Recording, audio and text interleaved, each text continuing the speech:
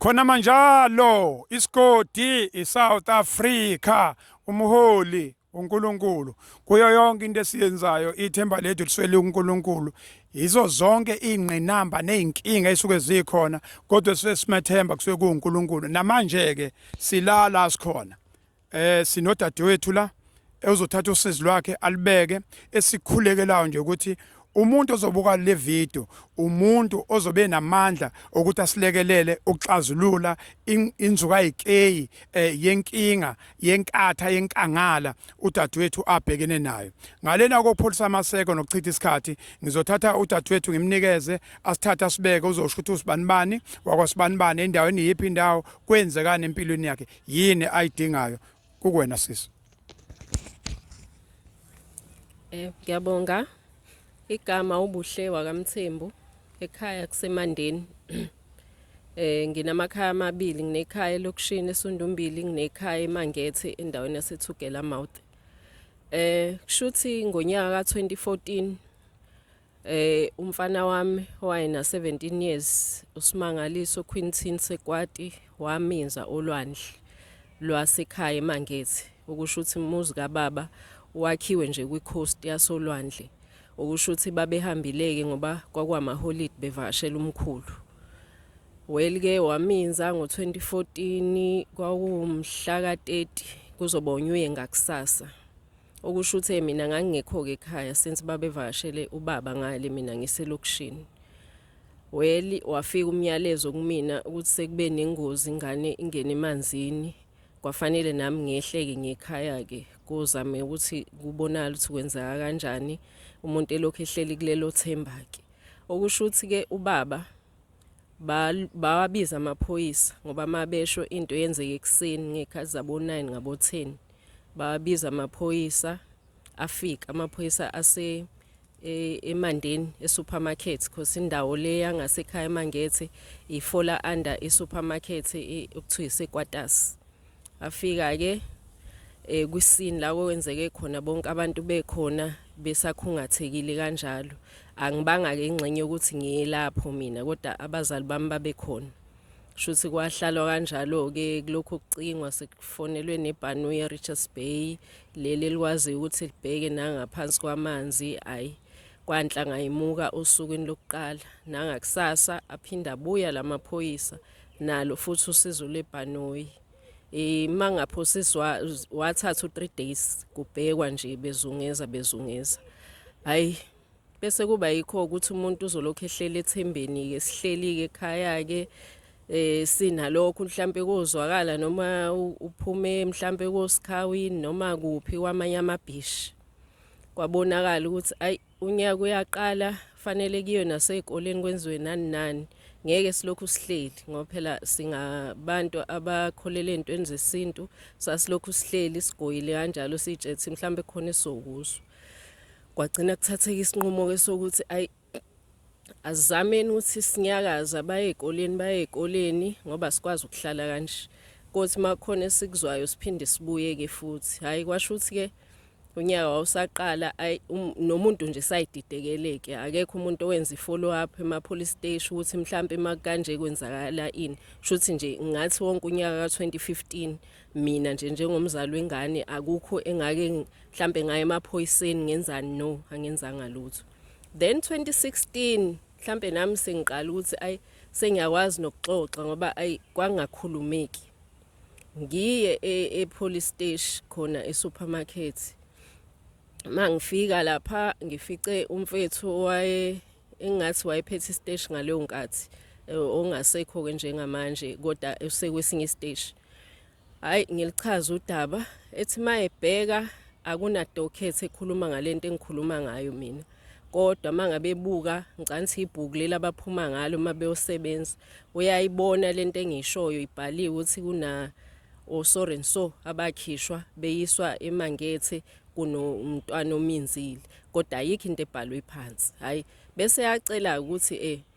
ucela ukubhala phansi njengamanje njengoba mina ngimchazela kushuthi uvula idocket asho futhi uzobhala yona idate lengisho ka2014 although ke sesingasekho ku2014. Hayi ngingabi nankinga hayi ngimlandise yonke into akulula njalo ngoba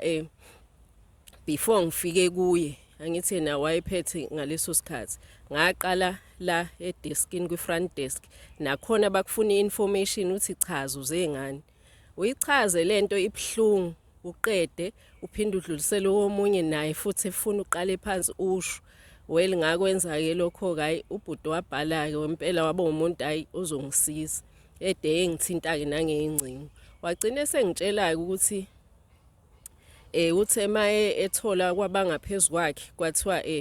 icase njengale ke kufanele ulinde 5 years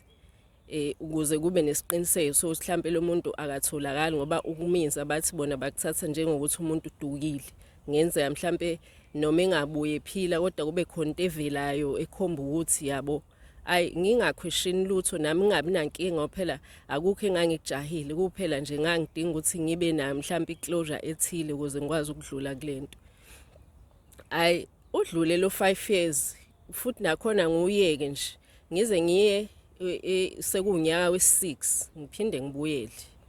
hayi bo ngizokwenza ifollow up kanje angisamtholi ke lo mfethu sewa ba kwesinye stage sekukhona abanye manje hayi kuthiwe ke umsesho kuyena ukushutho wahandovelwa le docket yayibhalwe lo amphathi ngaleyo nkathi akekho uphumile shuthi mina ngibuyele lapha bekusayi lezinto ze-COVID yabo besebenza nje ngendlela leyo ungabatholi noma kanjani kufanele uzube neappointment hayi bese yasho kusise ngamfica ngenhlahla usiso obeqashe ngasekhaya owayengaze lwazi nodaba lwami ngenhlahla ngalelo langa ngikwazanga ukuqala phansi ngoba wayazi yena wayeseyaba briefa laboza wabuthi cha udaba kanje kimi nje wayesebuza ukuthi konje idocket yanini yabo sengichaza nje lokho bese yasho ukuthi hayi uzothi mayifika usibanibani bese ngiyamtshela ngodaba lakho ngimkhumbuze futhi ekseni ukuthi akufonele kusho ukuthi umseshi ke lo ophethe idocket yami hayi ngithi hayi ngiyabonga ke ngihambe hayi angifonele futhi usisi ngakusasa ekseni asho ukuthi hayi usemtshelile umnyalezo umseshi lo wamtshela futhi nokuthi akafone kodwa manje ubona belungiselela ukuphuma uyacela ukuthi mangakwazi mina ukufona ngifone ngoba manje akazi noma yena uzoqala ngecall noma uzoqala ngokuphuma ngaphandle na hayi bese ngivele ngiyamfonela ke ayi sivele nje singazwani nje siqala ukukhuluma nalomfethu ngoba wabe nje sengithatha ngokuthi ngoba phela mina ngithi ngitshela ukuthi batsheleni ba-updateni ukuthi mina ngifona ngani ethi nje lalela la sisimaningabi mina amakhesi engidila nawo awuzuqhamuka la ungitshela ukuthi ufona mayelana nodaba lwengane yakho ka2014 ingane yayenzini yabo ayi okay ngingakunaki lokho ngehlisa umoya ngimchazele kahle yonke into hayi bese ethi uzocela ukuthi mhlambe ngimnike insukwana uzongifonela ngoba naye usafanele alifunde leli docket ngiyacabanga ngisho ukuthi akalazi usafanele alifunde mawukuthi khona info kufanele ithole kabanye enze kanjalo eze kumina esenezinto eziqondile oba njengamanje akanayo impendulo azonginika yona hayi ngikunderstandeke lokho ngabi nankinga zidlule futhi lezi insuku kuze kufone mina yimi ke cha bengifone phinde ngifone ngimcela oba ngifona ulandline anginayo inamba yakhe ngqo ngimcele hayi ngimthole asho ukuthi ke idocket usehambise show ukuthi akufanele ihambe eshowe ngoba phela ngithi mina imini engangichaza ukuthi kahle kahle njengoba ngilokhu ngilandela lento ngifuna ini ngiyachaza ukuthi no mina into engifunayo ukuthi ngikwazi ukuthola i-death certificate yengane ngizokwazi ukuthi ngihambise la endaweni edingeka kuzona ngoba ababhizi bayafona bangibuza ukuthi kanti njengoba phela ngayasho ngathi ingane yahamba kanjani bayabuza ukuthi awu isikhathi singaka wayo bengakusiza ingakho ke ngilokhu ngibuya ke ukuze nikwazi ukungisiza phela ethi hayi saye showe ke uzobuye angifonele mangabe ngoba ngithi umseshi yena unakho ukuthi eday show ehambisa izinto kanjalo hayi kuthi nyanya ngiphinde kufone mina unyanya wami njalo khona uthi mhlambe izinsuku nami mhlambe ngidlulisa inyanga yabo ngenza ithi ngalokhu ngifaka ipressure ngijethi mhlambe naye ukuthi makhona okwenzeka yangifonele phinde ngifone hayi athi ke manje le docket lena inezinto engaphelele kudingeka laba bantu okuyibona babekhona olwandle inamba zabo nginazo yini bese uba ukuthi ngithi mina noma ngingenazo kodwa ngayithola ngoba although babevakashile beyidobela ihloba babeze kuzo ziwomakhelwane basekhaya so inamba ngayithola hayi ngiyifune lezi inamba ngimnikeze sidlule futhi kwezinye izinyanga yabo engabuyi kimi ay mangabe sesiphinde sifonelana ngoba saqeda nje nasingaze sibonane sifonelana nje kuphela phinde ngimfonele hawu mfethu kwenzakalani okusho ukuthi la esafike sangazwana khona naye mina ngibhizi ngifonelwa abase Alexandra Forbes be trust fund yengane baze begcine bethi bacela i-case number kimi ngoba bona bayakwazi ukuthi nge-case number since besebenza ngalezi zinto benze follow up ngokwabo ukuthi kanti kwenzakalani ngalolu daba mase ngiphinde ngimfonela lo mfethu useyathetha manje mina sengimqhatha namabhunu sefonelwa amabhunu lana yena wazi ukuthi mina naye siyasebenzisana yabo nje kwavele nje kwaba into nje engafuni ukungizwa nje kwaba yileyo nto ay kwaba ngathi nami ngithanda ukuyidila lento senginalokho ukuthi ay yabona nje lento kushuthi ayivuma ngivele ngiyeke ay mhlambe ngithathe ezinye izinyanga futhi phinde futhi uye lo mlungu yangifonela uthi sisi as much as imali yengane ingayona imali enkulu kangakanani kodwa ingakusiza utwenze ezinye izinto noma wenzele yona ingane yakho yindaba ungayenza follow up ngale certificate ay ngisukume ngoba nami ngiyaxoxa ngithi nabantu abanye ngithola ama advice buhle ungagive up hamba uye lapha ya ngoba vele lento eyenzeka ayilula inkulu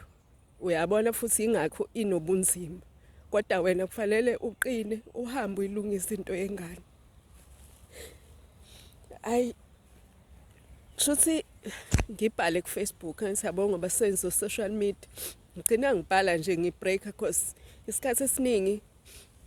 ngibe nama break up mhlambe makuyi birthday yakhe ngibe naleyo mizwa leyo mhlambe kube khona izinto engibhalayo noma mhlambe kube usuku lolu aminza ngalo nginalezo insuku nje enyakeni ezothu so ngabhala kwiwall yami ke nje ngabhala nje deep ngibuza ukuthi ngempela umuntu kufanele ezenze njani ukuze asizakale ayikushuthi ke bese bakhona omunye usisi othintekayo inbox anginikeza inamba yomphathi siteshi wakhona eyilokhuzani personal number yakhe athi ayibuhle mfonele lo mfethu umtshethe inamba ithathe kimi uyena ophethe lesa siteshi umchazele lonke udaba uzosho ke ukuthi nizokwenza njani ayi naye impela imfonele lo bhodi acela ukuthi ucela ngifike ufuna sikhulume sibonana hayi sihlela usuku ngihambe ngiyekhona estation hayi sikhulume nje futhi kahle ngiunderstand axolise nje nangalama delays nani kodwa bese yasho ukuthi uzocela ukuthi lo daba lami lungabe saqhubeka nabaseshi laba luvele thatho uyena umphathi wabo abaseshi ngqo introduce kuyena ke I don't think ukuthi wayekhona leyo la kodwa wasisho isibongo sakhe wathi uzomnika nama contact ami nami ngaba nawo awakho ubhuti lo wathi ucela ngidile naye njengamanje uyena uzongithatha through kulento size siyiphethe hayi ngihambe ke ngaleso sikhathi ngihamba nobhuti wami ukhona ubhuti wami ongilamayo on my father's side uyena wayengiphezelile because ngangikhala ngakho ukuthi yabo lento yokuhlala ngiqala istory phansi iyona evele ngibulale kakhulu umoya ay okay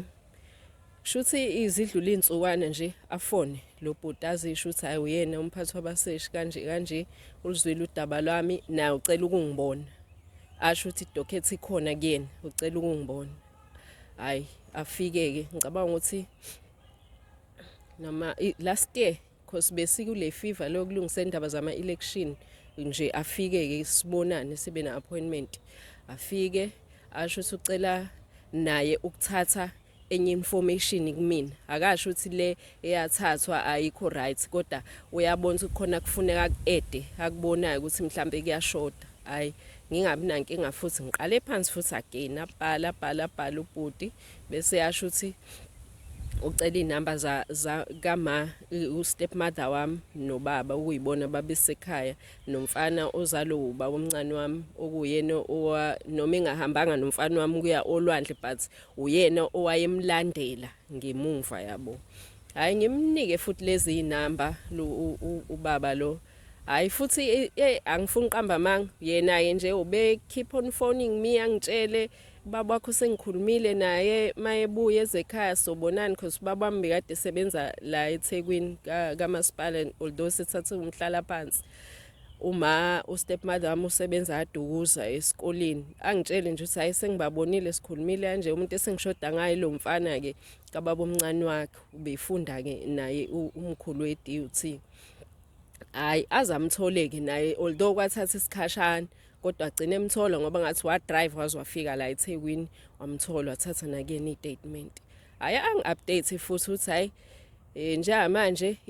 idocket isinayo yonke into ebebeyifuna ngoba kushuthi yafika yahlala le show with that guy engiqale ngaye inezinto ezingaphelele yangalanda umuntu lo wathi mangabe seyiqala phansi kwathiwa lento ihleli lapha inezinto ezingaphelele wayilanda wasiyayifaka ke lezi ade eyifuna kimi nalezi beyifuna kulaba babekhona ke. Hayi bese angitshela futhi uthi njengamanje uzokhambisa emthunzini le docket sizoyimthunzini ayisayisho angisazi isizathu kodwa athizwe emthunzini uzodenza ifollow up ke njalo ngeviki sibayaya benkantolo behamba neziboshwa zabo edeng follow up phela ukuthi kwenzakalani. Into njalo lesikhuluma mhlambe la sekuza ko December kanje ngoba siqale nalomphathi wabaseshi nje phakathi nonyaka last year. Ay kube inyamva walokho nami mhlambe ngikhumbula after a month not that uthi ngikhumbule ngisuke ngizama ukuziba ngitshe mhlambe ngizofonela or anything ngize ngibuye ngikhumbule oh let me follow up kulo muntu lo ngi-end up ngingasamthola ocingweni even now today ngifonile ku cellphone number yakhe nje ayingeni ivelithi ku voicemail angazi noma wayishintsha noma wenzakalani kule line kuba ukuthi baphumile kodwa nje kule insuku lezi ngize ngithinte wena ba Msweli beyokuthi kuthu living akekho nje ngaphakathi useliving. Ay ngize ngikhulumeke noma udadewethu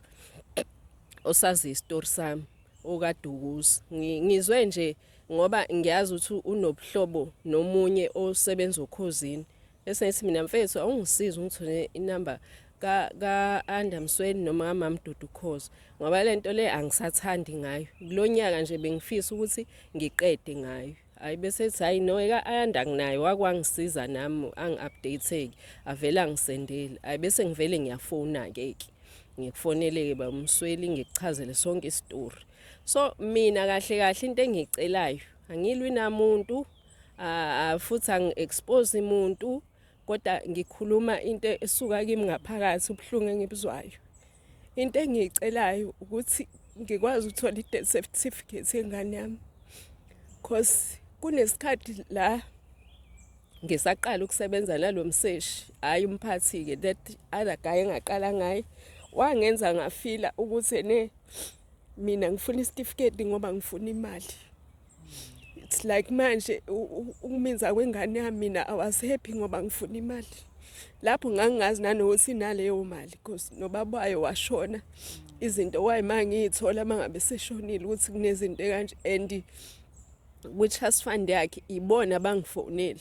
like babefuna nje bona izinto zakhe zesikole ukuthi angisubmit so that bazokwazi ukuthi bamthela ba inform nani. Hawu bese ngiyachaza ukuthi ayinenkinga mina kanje awubethi yebona okay go to the police bengitshele nje procedure ukuthi bona bajayela ukudila nalezi zinto hamba emaphoyiseni kanje azowenzela incwadi yenkantolo inkantolo ibhala incwadi ezwe Home Affairs then uthola certificate sakho. But mangifika emaphoyiseni ngithola kunzima akwenzeki lutho kunzima unyaka wesi7 lo wesi7 lonyaka and kumina ngisho abekuthiwa imali ayikho i-death certificate kumina ngiyacabanga ukuthi represent igrave yengane yami because ngiyabona ukuthi ngeke vele ngize ngikwazi ukuphinde ngiyithole ngisho ithambo layo lomuntu ngeke sengikwamukelile lokho kodwa manje mangihlele ekhaya ngibuka ID yayo uma ngathi umuntu ophilayo angisazi ukuthi kufanele ngenze njani noma mhlambe into engiyicelayo impossible ngicela bengitshele mawuthi into engenzeki ukuze nami ngikhohle ngoba manje lokhu ngehla ngenyuka akungiphathi kahle akungiphathi ilokho nje ngicela nje i-death certificate akukuningi angifuni lutho angilwi namuntu angi-expose umuntu emsebenzini wakhe ngicela ukusizakala kuphela ngiyabonga.